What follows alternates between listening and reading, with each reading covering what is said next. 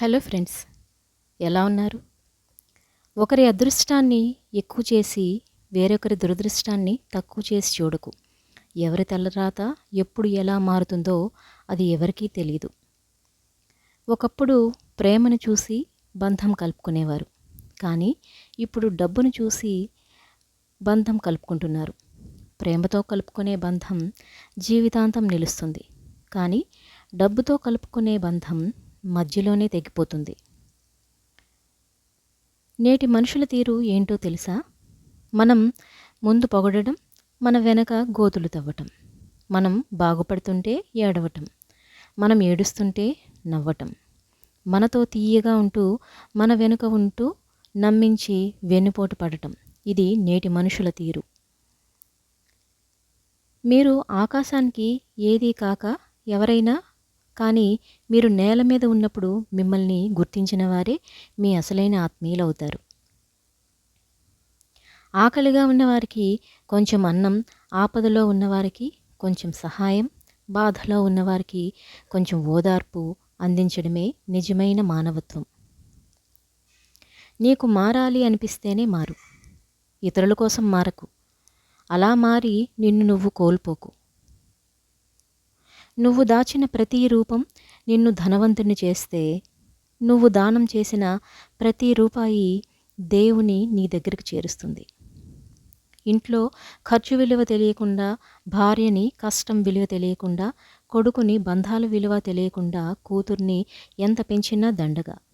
పనికిరాని మాటల కన్నా శాంతిని, కాంతిని ప్రసాదించే మంచి మాట ఒక్కటి చాలు. ఆనందంగా ఉండేవారు తమ దగ్గర ఉండేవాటిని గురించి మాత్రమే ఆలోచిస్తారు. విచారంగా ఉండేవారు తమ దగ్గర లేని వాటిని గురించి మాత్రమే ఆలోచిస్తారు. కోపంతో ఒక దెబ్బ కొట్టినా కొన్నాళ్ళకి మరిచిపోతాం, కానీ మంచిగా నటించి నమ్మకం మీద దెబ్బ కొడితే దానివల్ల బాధపడ్డ మనసు మనుషుల్ని కొన్నాళ్లకు నమ్మడమే మానేస్తుంది. నీ ఆనందాన్ని పంచుకునే వారికంటే నీ బాధను పంచుకునే వారికే ఎక్కువ విలువ.